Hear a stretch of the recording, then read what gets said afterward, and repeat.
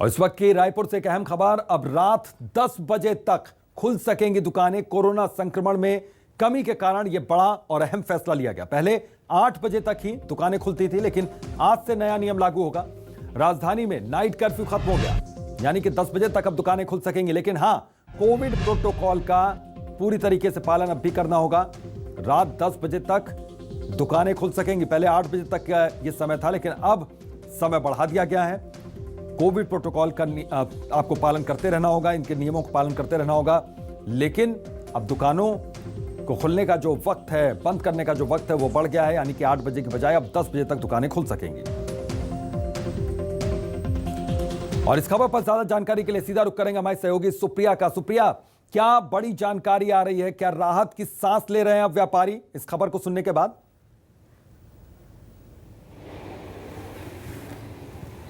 जी बिल्कुल, व्यापारियों की बात करें तो व्यापारी तो राहत की सांस ले रहे हैं, लेकिन जिला प्रशासन की बात करूं तो जिला प्रशासन का यह तर्क है कि कोरोना संक्रमण की रफ्तार कम देखी जा रही है, इस वजह से यहां पर रात 10 बजे तक दुकानें खोली जाएंगी। लेकिन संक्रमण की रफ्तार में अभी कमी नहीं देखी जा रही है। हम आपको बता दें कि बीते 24 घंटों में 312 नए मामले सामने आए, वहीं 3 लोगों की मौत हुई है।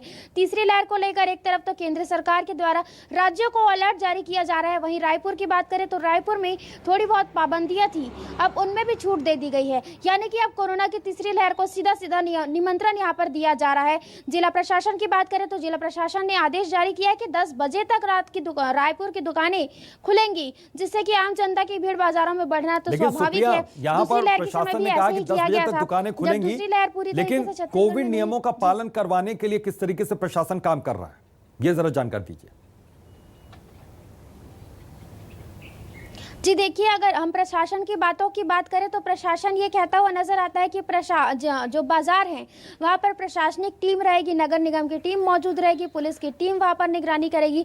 लेकिन अगर हम बाजार की मौजूदा स्थिति, अभी वास्तविक स्थिति की बात करें तो ऐसा कुछ भी नजर नहीं आता है। बाजारों में बेतहाशा भीड़ रहती है, लोग मास्क लगाना भी भूलते हैं और बेवजह भीड़ बनाकर खड़े रहते हैं। तो इस तरीके से तस्वीरें हमने पहले भी दिखाई है और अभी भी अगर हम बाजारों पर जाकर अगर स्थिति का जायजा लेंगे तो यही स्थिति निकलकर सामने आएगी। यानी कि जिला प्रशासन मुश्किलें जो पहले 8 बजे तक थी, अब वो मुश्किल 10 बजे तक यहाँ पर बढ़ेगी, भीड़ बढ़ेगी। आप बने रहेगा हमारे साथ सुप्रिया। और रायपुर से एक अहम खबर और है कि आज फिर से वैक्सीनेशन शुरू हो जाएगा। सभी केंद्रों पर टीकाकरण आज होगा। प्रदेश में 3,80,000 अब वैक्सीन है अभी, तो वैक्सीनेशन का कार्यक्रम जो कल तक बंद था आज फिर से शुरू हो रहा है। वैक्सीनेशन की कमी के चलते कई वैक्सीनेशन सेंटर बंद कर दिए गए थे, लेकिन एक बार फिर से आज से वैक्सीनेशन शुरू कर दिया जाएगा। हमारी सहयोगी सुप्रिया हमारे साथ लगातार जुड़ी हुई हैं। सुप्रिया, अब एक बार फिर से वैक्सीनेशन का कार्यक्रम आज से शुरू हो रहा है। इससे पहले कमी थी वैक्सीनेशन की, अब किस तरीके से कार्यक्रम शुरू होगा? कितने वैक्सीनेशन सेंटर हैं वहां पर जो काम करेंगे आज?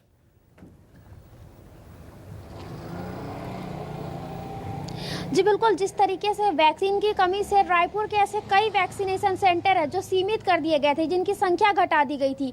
पहले जो वैक्सीन जो लग रहे थे रायपुर में 25 केंद्रों में ही वैक्सीन लगाए जा रहे थे, लेकिन प्रदेश में शुक्रवार की देर शाम 3 लाख से ज़्यादा वैक्सीन की डोज आई है। और जो शुक्रवार की बात करें तो शुक्रवार को वैक्सीनेशन सेंटर में ताला लगा था, क्योंकि रायपुर में वैक्सीन का डिस्ट्रीब्यूशन नहीं हो पाया था, इस वजह से वैक्सीनेशन केंद्रों पर ताला लगा हुआ था। लेकिन आज एक बार फिर से रायपुर में वैक्सीनेशन का जो डिस्ट्रीब्यूशन है वो हो चुका है, इस वजह से एक बार फिर अब रायपुर में वैक्सीन का जो अभियान है उसमें एक बार फिर से रफ्तार देखने को मिल सकती है। क्योंकि हमने जिस तरीके से वैक्सीनेशन सेंटर का जायजा लिया, तमाम ऐसे लोग थे, लोगों की भी कमी जो है वैक्सीनेशन सेंटरों पर देखी जा रही है। उत्साह भी लोगों का कम नजर आ रहा है, क्योंकि वैक्सीन की कमी यहाँ पर लगातार बनी हुई है। वहीं अगर हम रायपुर की बात करें तो रायपुर में 100 से ज़्यादा सेंटर है जहाँ पर आज से वैक्सीन जो है वो लगाई जाएगी।